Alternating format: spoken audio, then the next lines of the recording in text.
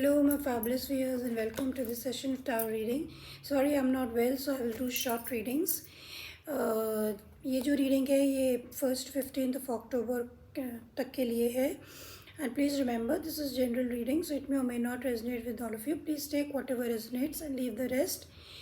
Remember that energies can always change. Energy shift भी हो सकती है, आपके person की energy हो सकती है. So let's start. This is the reading for the sign of Aries from 1st to 15th of October. This is the general overall reading for the sign of Aries. Okay, let's start. Give me the reading for Aries.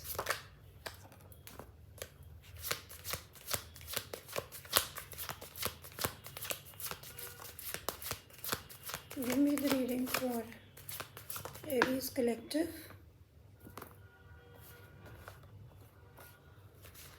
Okay, Aries. Bottom of the deck is Ace of Swords in the reverse. तो यहाँ पे तो ऐसा लग रहा है Aries की 1 से 15 नवंबर तक आपको क्लैरिटी की ज़रूरत है. किसी चीज़ को लेके आप क्लियर नहीं है या आपकी कम्युनिकेशन नहीं हो रही है and you don't know what action you should take in order to get the clarity. और इसके लिए आपको बहुत ज़्यादा स्ट्रेंथ की ज़रूरत पड़ रही है कि आप किसी व्यक्ति से बातचीत ना करें. It could be a relationship also. As of sorts in the reverse का मतलब नॉन कम्युनिकेशन भी हो सकता है. आप किसी से बातचीत नहीं कर रहे हैं या आपकी पूरी ओवरऑल एनर्जी रहेगी for the next 15 days of the next month. For you, we have got the King of Swords upright, we have got the Wheel of Fortune in the reverse, and we have got the Sun. तो overall ऐसा लग रहा है कि आपके सामने चीज़ें clearly आने वाली हैं. आपके सामने कुछ ऐसी चीज़ें आने वाली हैं और जिसको लेके आप काफ़ी लॉजिकल रहेंगे अगले 15 दिनों में. और इसको आप लॉजिकली सोचेंगे, विचारेंगे. कहीं पे भी इमोशन से काम नहीं लेंगे आपको. Wheel of Fortune in the reverse का मतलब ये है कि कोई ऐसी बात आपके सामने आने वाली है जो आपको लगता है कि जो आप एक्सेप्ट नहीं कर रहे हैं और आप उसको रेजिस्ट करने की कोशिश कर रहे हैं. तो आप उसको रेजिस्ट ना करें और जो भी फैक्ट्स आपके सामने आ रहे हैं उनको ठीक से एक्सेप्ट कर सकें. क्योंकि बॉटम ऑफ द डेक में आपके पास ace of swords in the reverse है का मतलब है कि आप बातचीत या आपको क्लैरिटी नहीं है ऐसा आपको लगता है. लेकिन आपको समझने की ये कोशिश करनी कि सन है आपके सामने तो आपके सामने चीज़ें क्लियर ही हैं. आपको बस उसको देखने के तरीके को बदलने की ज़रूरत है. आपको लॉजिकली समझने की ज़रूरत है चीज़ों को, ना कि इमोशन से. और कोई बदलाव जो आपकी लाइफ में आ रहा है उसको रेजिस्ट ना करें. मतलब यानी कि आप शायद आपको पता है कि ऐसा नहीं है लेकिन फिर भी आप उसको बार बार कोशिश करते हैं कि उस चीज़ को करने की. तो आप एक्सेप्ट नहीं कर पा रहे हैं कि शायद वो आपकी डेस्टिनी का ही पार्ट नहीं हो. So here I would like to clarify the sun.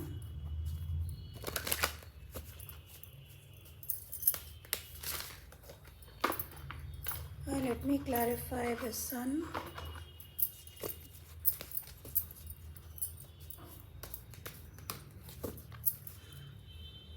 Please clarify the sun for Aries.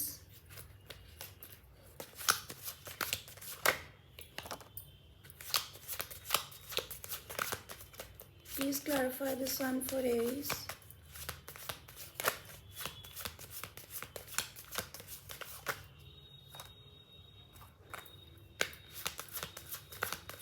Give me one more card for sun for Aries. Yeah.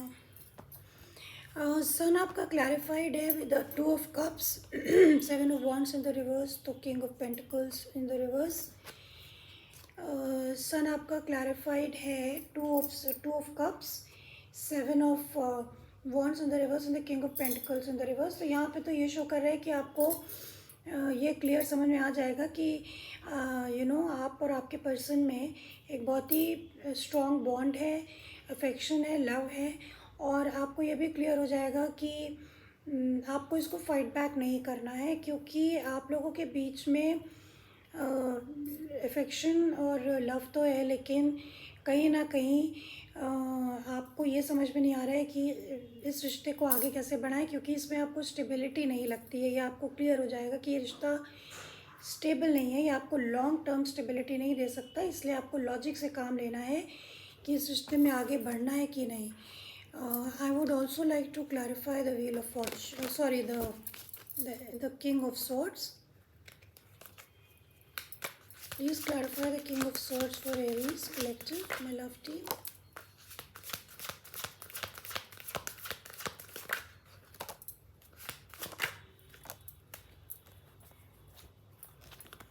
Okay, so we have got 3 cards. For King of Swords is clarified by the 5 of Pentacles, by the Hierophant and by the 9 of Swords in the reverse.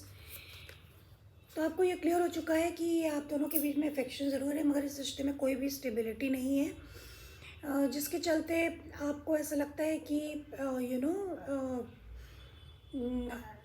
आपको logic से काम लेना है। इसमें हो सकता है कि आपने इस रिश्ते को ख़त्म कर दिया हो, आपके पार्टनर आपको छोड़ दिया हो, या आपने उसको छोड़ दिया हो। कुछ मनी इश्यूज़ भी हो सकते हैं, and you are coming out of disappointment से बाहर निकल रहे हैं, क्योंकि आपको लगता है इसमें कोई ग्रोथ नहीं है, ये सिचुएशन एंड हो चुकी है। तो यहाँ पे कोई कमिटमेंट नहीं, यहाँ पे लॉन्ग टर्म स्टेबिलिटी नहीं हो सकती, कमिटमेंट नहीं हो सकता, शादी नहीं हो सकती है। तो जिसके कारण आपको क्लियर हो जाएगा कि बार बार इस चीज़ से लड़ना कि बहुत सारे मतलब बार बार लड़ना कि अपने आप से लड़ना, जूझना कि नहीं रिश्ता कामयाब हो सकता है, लेकिन ऐसा लग रहा है आपको कि रिश्ता कामयाब नहीं हो सकता है। सो इन द नेक्स्ट 15 डेज़ आप इसी एनर्जी में रहेंगे कि आप लॉजिकली इस रिश्ते के बारे में सोचेंगे। अगर आपका कोई रिलेशनशिप है, अगर कोई मनी मैटर है, तो आपको समझने की ज़रूरत है कि आपको इसमें कहाँ पे इम्प्रूवमेंट की ज़रूरत है। So this is what I have for you Aries. I hope you got something out of it, and see you next time. Bye bye.